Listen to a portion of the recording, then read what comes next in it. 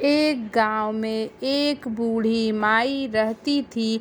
माई का आगे पीछे कोई नहीं था, इसलिए बूढ़ी माई बेचारी अकेले रहती थी। एक दिन उस गांव में एक साधु आया। बूढ़ी माई ने साधु का बहुत ही प्रेम पूर्वक आदर सत्कार किया। जब साधु जाने लगा तो बूढ़ी माई ने कहा, महात्मा जी, आप तो ईश्वर के परम भक्त हैं, कृपा करके मुझे ऐसा आशीर्वाद दीजिए जिससे मेरा अकेलापन दूर हो जाए। अकेले रह रह कर मैं ऊब चुकी हूँ। साधु ने मुस्कुराते हुए अपनी झोली में से बाल गोपाल की एक मूर्ति निकाली और बुढ़िया को देते हुए कहा, माई, ये लो, आपका बालक है, इसका अपने बच्चे की तरह प्रेम पूर्वक लालन पालन करते रहना। बुढ़िया माई उसे बड़े लाड प्यार से ठाकुर जी का लालन पालन करने लगी। एक दिन गांव के कुछ शरारती बच्चों ने देखा कि माई मूर्ति को अपने बच्चे की तरह लाड कर रही है। नटखट बच्चों को माई से हंसी मजाक करने की सूझी। उन्होंने माई से कहा, अरे मैया सुन, आज गांव में जंगल में एक भेड़िया घुस आया है जो छोटे बच्चों को उठा कर ले जाता है और मार कर खा जाता है। तू अपने लाल का ख्याल रखना, कहीं भेड़िया इसे उठा कर न ले जाए। बुढ़िया माई ने अपने बाल गोपाल को उसी समय कुटिया में विराजमान किया और स्वयं लाठी छड़ी से लेकर दरवाजे पर पहरा लगाने के लिए बैठ गई।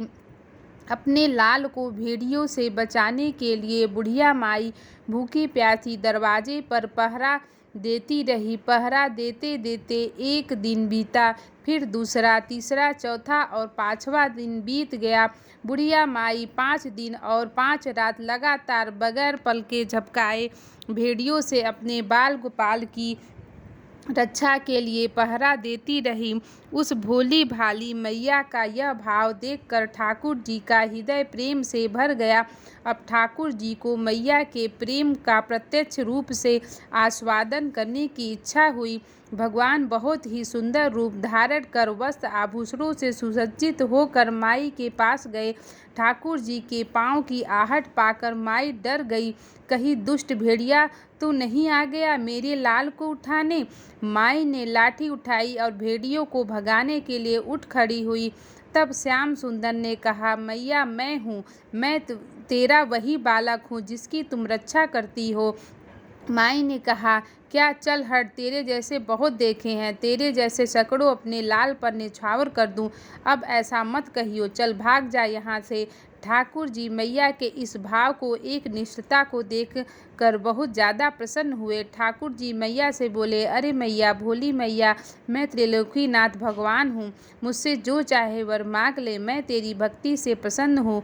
बुढ़िया माई ने कहा, अच्छा, आप भगवान हैं तो मैं आपको 100 प्रणाम करती हूँ। कृपा कर मुझे यह वरदान दीजिए कि मेरे प्राण प्यारे लाल को भेड़िया न ले जाए। अब ठाकुर जी को ज़्यादा प्रसन्न होते हुए बोले, तो चल मैया, मैं तेरे लाल को और तुझे अपने निज धाम लिए चलता हूँ, वहाँ भेड़ियों का कोई भय नहीं है। इस तरह प्रभु बुढ़िया माई को अपने निज धाम लेकर चले गए। इस कहानी से शिक्षा मिलती है कि हमें